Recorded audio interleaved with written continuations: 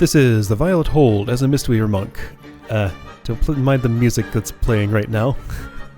It's a Dark Moon Fair thing.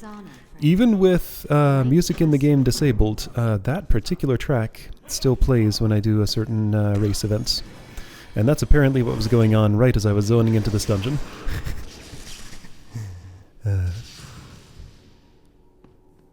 Anyway, right, Violet Hold, Wrath of the Lich King dungeon. Tends to be fairly dull and repetitive, but it's good to have dungeons like this just for, like... looks like we have somebody disconnected, or, like, not zoned in or something. What's going on here? Okay, they arrived. Anyway, yeah, so this dungeon. There are a few dungeons of this format. I think this is the first one that I've ended up showing here. So if you look at the top, the text's kind of small. Portals opened 1 out of 18. So basically, you wait for one of these big blue swirlies, like is on the right of the screen, to open. A couple of monsters will come through it. And kill those, wait a moment, next portal will open. After 5 of those, a boss portal will open. Then you repeat that process 3 times for 3 bosses, and the dungeon's done. This same format gets repeated in a couple of other dungeons. Never really liked it all that much, but it has its place. Like, I was going to run one of these dungeons as my warrior in a protection role, just to practice being a protection warrior in a place that's relatively low pressure. Having somewhere that you can come in and... Oh, somebody left. It was the person who was having trouble zoning in. Alright, didn't take the time to register what they were. But I guess we're probably going to get a new one. Anyway, yeah, so having at least like 1 low-pressure dungeon per expansion makes a lot of sense, and this is the low-pressure one of this place. It was a damage dealer. Those usually fill in pretty much instantly. I'm surprised we haven't gotten a new one just yet. I rolled over everybody, but I wasn't watching just now, so I didn't see what they were. So Druid Tank, Paladin, and that looks like a Hunter. And then we got what I'm gonna guess is a Shadow Priest. Maybe not. No. One of these people who puts the word heal in their name, but then plays a non-healer role. I always found that really weird, like the choice to name yourself after something that your character does. Yep, Shadow Priest, I was right. Maybe I remembered. I don't know. Yeah, I don't know. It just seems like a really weird thing to pigeonhole yourself into a particular role. I mean, again, just because you named yourself that doesn't mean you can't play another role, but it's just weird.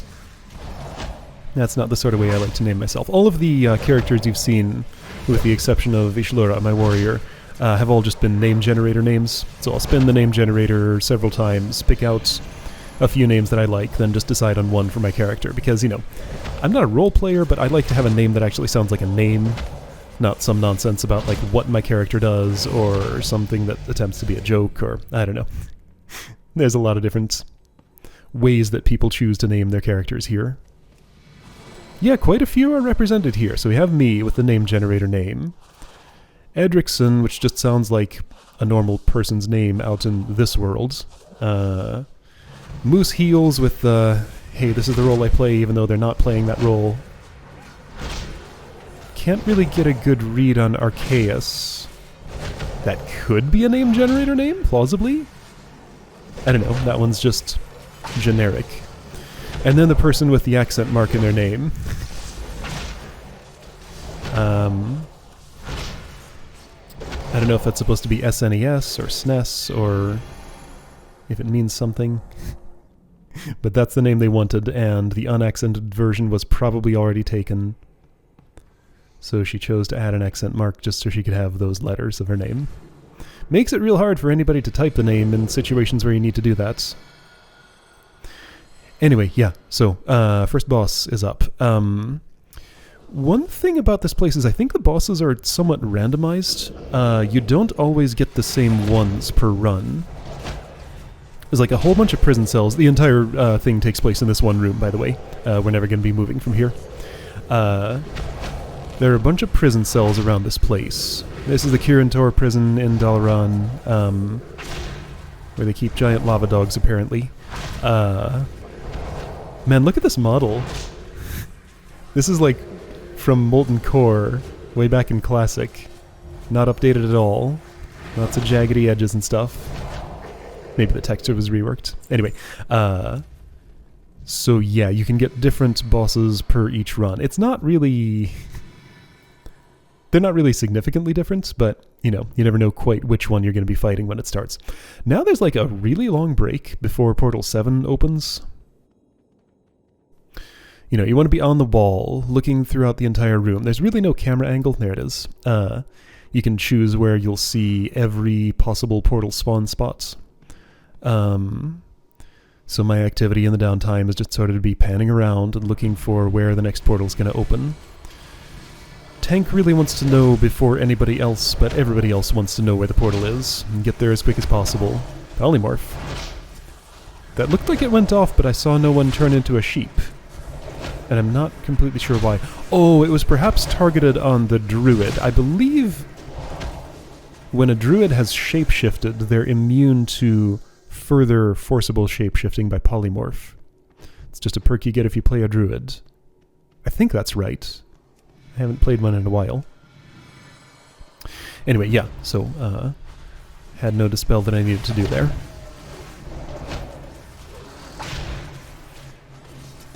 I'm working hard on unlocking the allied race that I want to make my druid in. It's another long... oh, casting speed, I see. Another long reputation grind. Not where I need to be for it yet, but getting there. Then I can re-familiarize myself with that class. Portal is open. It's up there. Okay. Well, that's where I've stashed away my roll at this point. Okay, I have it in a different place now. And also, it's not roll. It turns into Chi Torpedo eventually. I'm not sure when that happens. It'll be a while before it happens, though. I know I kept roll as my ability for quite a while.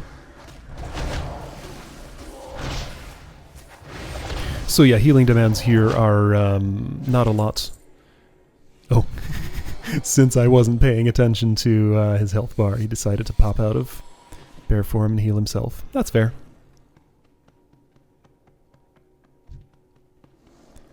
Not like there's much else to do during this downtime.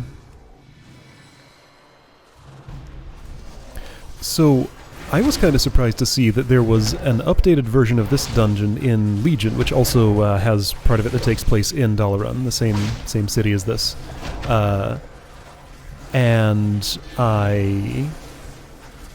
Well, okay, so I actually had like one of my most exciting dungeon runs in that updated version of this dungeon, which surprised me because this one was always pretty dull. But Assault on Violet Hold, the new one, is actually super neat, and it's the same format, it's the same location, but somehow they just managed to retune it into something that's actually real exciting. And yeah, I'm looking forward to showing that run. But this is the old, slow-paced version. Alright, so this is Portal 11, next one will be a boss.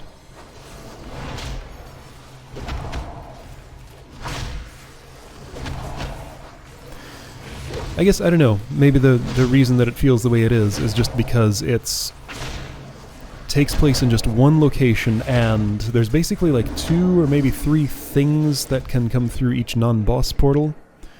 So it's just the same activity in the same location, an arbitrarily large number of times.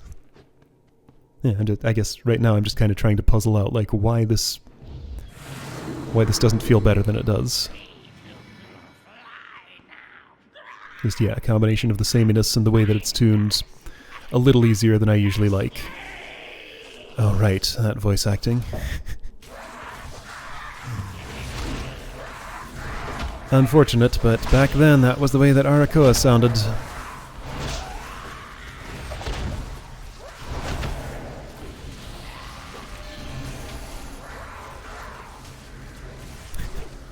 I'm being pretty lax on actually using my healing spells, but to be fair, this sure is a place where you can get away with that.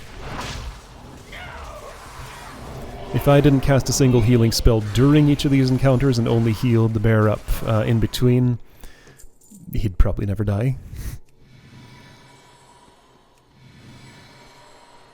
But I don't like to stress out my tanks that way. Gotta at least act like I'm paying attention.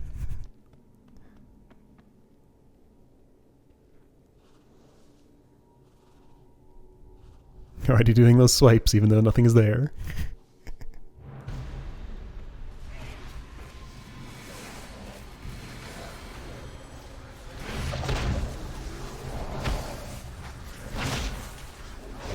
So right, you either get a Portal Guardian, which will slowly come with additional monsters, or an Elite Blue Dragonflight Squad, which is just like a bunch of little ones.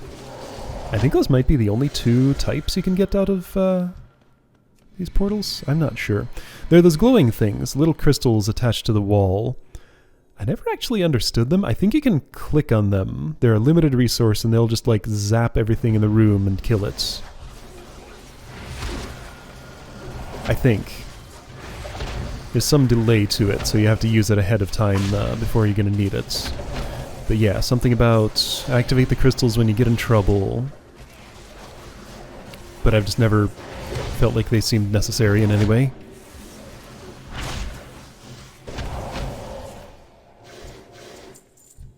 I wonder if they could speed this place up, though. Like, maybe if you used them on these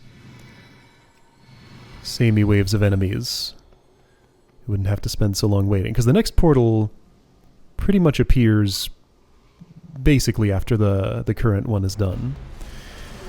So there's that prison seal integrity up there. That's a mechanic I've never seen come into play. I think if you just like stood back and did absolutely nothing, the invaders would start attacking something that you're here to protect. But like for that to come into play, you would have to actively be doing nothing at all.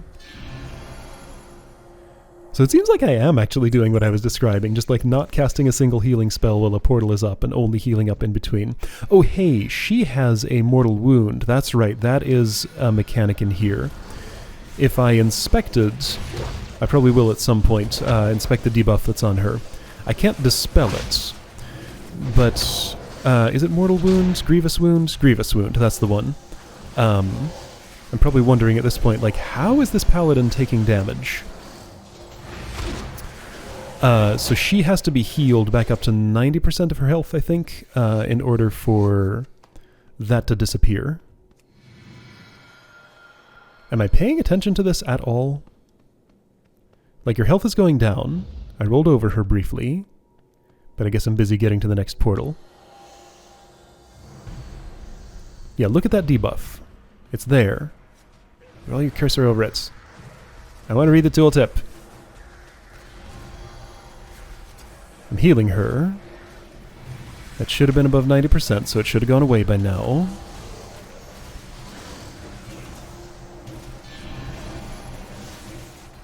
No, it's still there. Wasn't above 90% for long enough, I guess.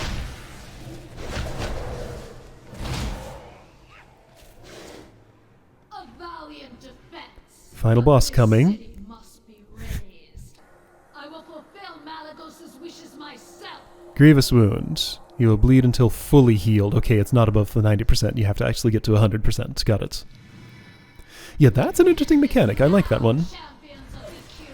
It just, like, barely plays into anything here because the rest of the dungeon is so nothing. Cyanagosa, I don't know what her story is. She's a dragon. That's all I know. She's a dragon and she's here. She's always the last boss, so it's only the first and second ones that are randomized, I think.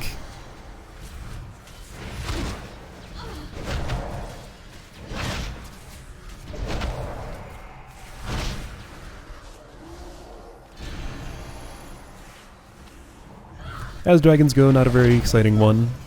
She does some icy stuff. Oh, and she's dead. Alright then. And that's the Violet Hold.